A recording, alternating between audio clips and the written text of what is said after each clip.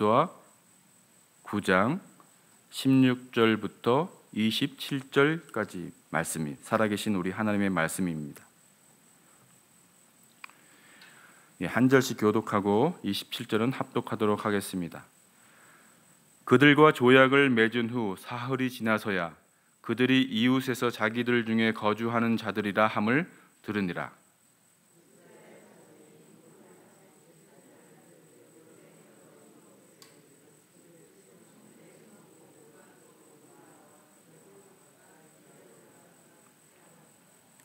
그러나 회중 족장들이 이스라엘의 하나님 여호와로 그들에게 맹세했기 때문에 이스라엘 자손이 그들을 치지 못한지라. 그러므로 회중이 다 족장들을 원망하니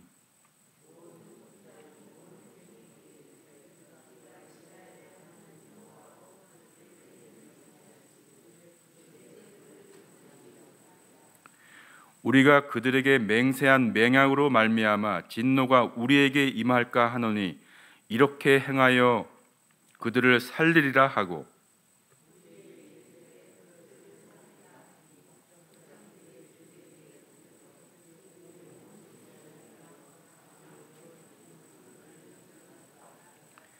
여호수아가 그들을 불러다가 말하여 이르되 너희가 우리 가운데 거주하면서 어찌하여 심히 먼 곳에서 왔다고 하여 우리를 속였느냐.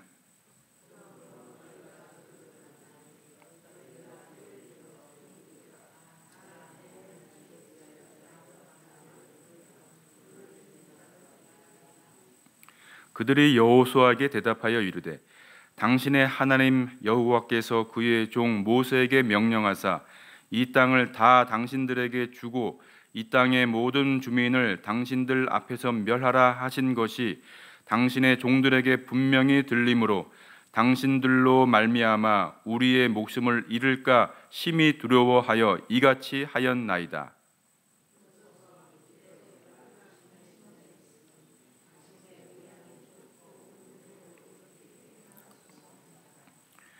여호수아가 곧 그대로 그들에게 행하여 그들을 이스라엘 자손의 손에서 건져서 죽이지 못하게 하니라. 그날에 여호수아가 그들을 여호와께서 택하신 곳에서 회중을 위하여 여호와의 제단을 위하여 나무를 패며 물을 깃는 자들로 삼았더니 오늘까지 이르니라. 아멘.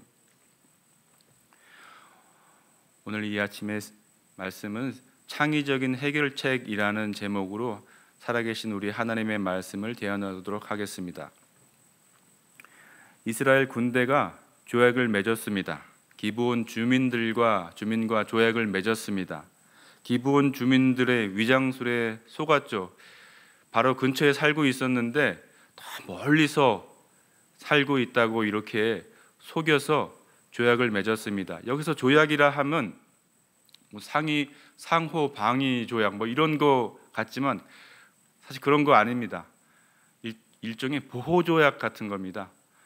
나는 멀리 살고 있고 당신들에게 아무 위해를 끼치지 않을 테니 대신 우리들을 무슨 일이 있더라도 당신들의 힘으로 그냥 보호해 주세요 하고 맹세해 주세요. 그렇게 보호 조약을 맺은 겁니다. 동등한 조건에 맺은 조약이 아니고 그냥 항복한 겁니다. 항복하고 우리를 보호해 주세요 한 조약을 맺은 거죠. 그런데 이 과정이 좀 그렇죠. 속였습니다. 왜요? 가까이 살고 있기 때문에. 이들도 들어서 알고 있습니다. 예전에 모세에게 하나님이 주신 말씀 그대로라면 이스라엘 백성이 이동하며 가나안을 정복할 때 만나는 이방 족속들을 다 멸하라라는 말씀을 했다는 거 자기도 들었고 이 앞서서 여호와의 군대가 행동하는 동안에 어떻게 했는지에 대한 대적자들을 어떻게 했는지에 대한 소식과 소문을 다 들어서 알고 있습니다. 어떻습니까? 무섭죠. 무섭습니다. 기본적으로 기브온 족속에게 평가할 만한 일은 무엇이 있냐면 이 이야기들을 듣고 다른 족속들과 함께 힘을 모아 이스라엘에게 대적한 것이 아니고 항복하기로 했다는 겁니다. 여호와를 두려워할 줄 알았던 거죠. 비록 가나안 땅의 이방 족속이었지만 여호와를 두려워할 줄 알았습니다. 그래서 방법은 틀렸습니다. 방법은 틀렸으나 이들이 살 길은 그거 하나밖에 없다라고 생각했는지 속였습니다. 속여서 이스라엘 백성 공동체 가운데 들어오게 되었죠. 이스라엘도 사실은 하나님의 말씀 가운데 더욱 더 주의했다고 하면 이들이 거짓을 말하는 건지 알 수 있었을 텐데 그러지 못한 것도 있었습니다. 그러나 알게 되었습니다. 사흘이 지나서야 이들이 먼 땅에서 온 것이 아니고 바로 우리 앞에 살고 있는, 우리 가운데 살고 있는 이방 족속이라는 것을 이스라엘 사람들이 깨달았습니다. 어떻게 합니까? 분명히 모세를 통해 받기로는 우리 주위에 살고 있는 이방 족속은 하나도 받아들이지 말라, 멸하라, 하나도 남겨두지 말라라고 분명히 명령을 들었는데 이제 어떻게 합니까? 족장들의 리더들이 다 맹세를 하고 살려주기로 했으니 이제 어떻게 합니까? 하나님의 명령 이제 어기게 되었습니다. 이스라엘 백성은 알고 있어요. 하나님의 말씀을 지키지 않았을 경우에 어떠한 진노를 받게 될 것인지에 대한 두려움이 찾아왔습니다. 사람들 가운데요, 두려움이 찾아오게 되면 어떻게 됩니까? 원망할 대상이 생깁니다. 이 일을 경솔하게 행해 가지고 우리 민족을, 우리 족속을 어렵게 만들게 될 것인데 왜 이런 경솔한 결정을 했습니까? 왜 우리 공동체를 이렇게 어렵게 만들게 했습니까? 원망하게 되었습니다. 사실 그런데 이스라엘은 하나님의 명령을 오해하였습니다. 하나님의 본심은요, 진멸이 아닙니다. 구원이죠. 하나님의 대적자들을 남겨두지 말라 한 것은 모두 다 하나님의 자녀의 공동체 가운데 들어오라 하는 것이 하나님의 본심이지, 그래서 구원받으라 하는 것이 하나님의 본심이지, 그저 죽이고 살육하고 남겨두지 말라 하는 것이 하나님의 본심이 아니십니다. 비록 기본 주민들은 속여서 자기들의 안위를 위하여 속여서 이스라엘 공동체 가운데 들어오게 되었으나 하나님은 속인 자도 속은 자도 다 받으시는 하나님이십니다. 왜냐하면 하나님은 진멸이 아니라 구원이 본심이시기 때문입니다. 그렇게 기브온 사람들을 이스라엘 공동체의 울타리 가운데 넣어주셨는데 여러분 잘 생각해 보시면 기브온 주민들이 항복을 하고 이스라엘 족속 가운데 공동체 가운데 들어온 것이 정말로 이스라엘 사람들이 정말로 뭔가 핫하고 좋고 뭔가 동경할 만한 그것들이 더 있어가지고 그런 것이 아니라 그저 살고 싶었을 뿐입니다. 이것이 내가 항복하는 것이 나한테 더 유리하다고 판단되었기 때문에 이스라엘 공동체 가운데 속여서라도 이스라엘 공동체 가운데 보호받기를 원했습니다. 그런 기브온 사람들을 하나님이 구원해 주셨죠. 자, 이제 남은 것은 이스라엘이 어떻게 자신들을 속여서 들어온 이 사람들을 그대로 받지만 동시에 하나님의 명령도 어기지 않을 수 있을 것인가, 이 해결책을 만들어내는 일이었습니다. 이스라엘 공동체의 지도자들 여호수아는 어떤 방법을 택했냐면 이들을 성막을 위하여 일하는 종으로 삼았습니다. 성막을 위하여 일하고 제단을 섬기는 자로 그렇게 삼고 대신 그들을 보호하기로, 그리고 맹세를 이어가기로 했습니다. 성막과 제사를 위한 의무를 그들에게 부여하고 대신 이스라엘 사람들의 불만도 덜어내는 그런 약속을 지키는 창의적인 해결책을 삼았습니다. 네, 여러분 여기 보면 나무를 패며 물 깃는 종을 삼았다라고 얘기하는데요, 이게 분명히 이 말씀 가운데 저주라고 표현되어 있지만 우리가 구원의 역사의 전반을 다 들여다보면 여러분 나무를 패며 물을 깃는 종이 되는 것, 여러분 그러면 어떻습니까? 기브온 사람들은 성막을 위한 종이 되고 그들의 생명을 보존받았습니다. 사랑하는 성도 여러분, 우리가 어디서 어떻게 어떤 모양으로 신앙생활을 하든 우리가 지금 주님의 자녀가 되어서 예배하고 있지 않습니까? 교회 공동체를 찾아 나오는 사람들 중에서 기브온 주민과 같은 사람들 있습니다. 여러 가지 현실적인 이유와 필요를 따라서 그 동기를 따라서 교회로 나와 오지요. 제가요 청년 때 그 사람들 중에 이런 얘기를 하는 사람들이 있었습니다.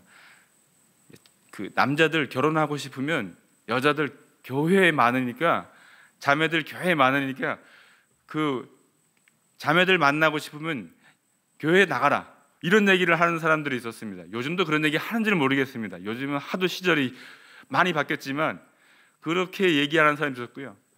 또 사업하는 사람들 중에 너 사업하는데 사업에 좀 도움이 되려고 그러면 교회 사람들 많이 나가니까 교회에 나가가지고 신앙생활 하면서 사업에 도움 좀 얻어라 라고 얘기하는 일종의 삶의 노하우처럼 이렇게 얘기하는 사람들이 진지하게 얘기하기도 하고 약간 좀 이렇게 우스갯소리 담아서 얘기하기도 했는데, 그렇게 해서 교회에 나온 사람들이 있다고 칩시다. 처음에는 그런 자기의 어떤 안위를 위해서, 도움을 받기 위해서 필요를 따라서 교회에 나왔어요. 교회에 나왔는데 평생을 그저 교회를 왔다 갔다 했으면 아무런 유익이, 그 영혼의 유익이 없었겠으나, 그렇게 나왔는데 어떤 자기의 병든 몸 때문에라도 기대하기 위해서, 치유받기 위해서 교회에 나왔는데 하나님에 대해서는 아는 바가 없지만 그래도 뭔가 소망이 여기 있다라고 여겨서 나왔고 자기의 도움이 여기서 있을 거다 생각해서 나왔는데, 하나님이 그를 만나 주시고 예수를 만나고 그래서 그가 구원 가운데 나오게 되었으면, 그가 교회의 한 몸이 되어 평생을 예배하게 되었으면 물 깃는 자가 되면 어떻습니까? 나무를 패는 자가 되면 어떻습니까? 그가 예수 안에 살게 되었고 이제 천국의 구원의 약속이, 그 언약이 그 가운데 펼쳐졌으면 그것으로 더 이상 무엇이 필요합니까? 시편 기자는 이렇게 얘기했습니다. 시편 84편 10절에 주의 궁정에서의 한 날이 다른 곳에서의 첫날보다 나은즉 악인의 장막에 사는 것보다 내 하나님의 성전 문지기로 있는 것이 좋다, 이렇게 노래했습니다. 악인의 장막에 사는 것보다 내 하나님의 성전에 문지기로 사는 날, 그 한 날이 더 좋은 것을 아는 것이 우리 정말로 진실된 신앙의 고백인 줄 압니다. 기브온 주민들은 옳은 것을 선택했습니다. 악인의 심판이 아니라 의인의 구원을 선택했습니다. 여러분, 속였습니다. 속인 것이 잘한 것이라고 얘기할 수는 없습니다. 또 속았습니다. 속았다는 것이, 속은 것이 잘한 것이라고 얘기할 수 없습니다. 그러나 사람은 속이고 또 사람은 속기도 하지만 하나님은 속지 않으시는 분이십니다. 하나님은 속은 자도 속인 자도 다 사용하셔서 하나님의 구원 계획을 완성하시는 분이신 줄 믿습니다. 그래서 하나님의 구원하심에는 실수가 또 차별도 없으신 분이십니다.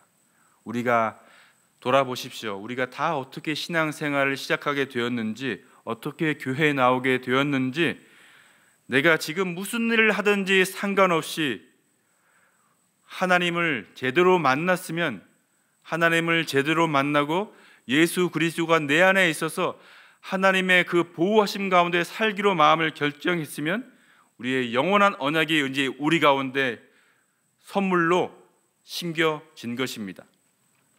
구원받고 선민의 무리 가운데 든 것을 감사하는 저와 여러분 다 되길 원합니다. 그래서 오늘의 일용할 양식, 그 은혜가 충만하길, 그래서 옳은 일을 선택하여 행하길 우리 주님 예수 그리스도 이름으로 축원합니다. 잠시 기도하시겠습니다.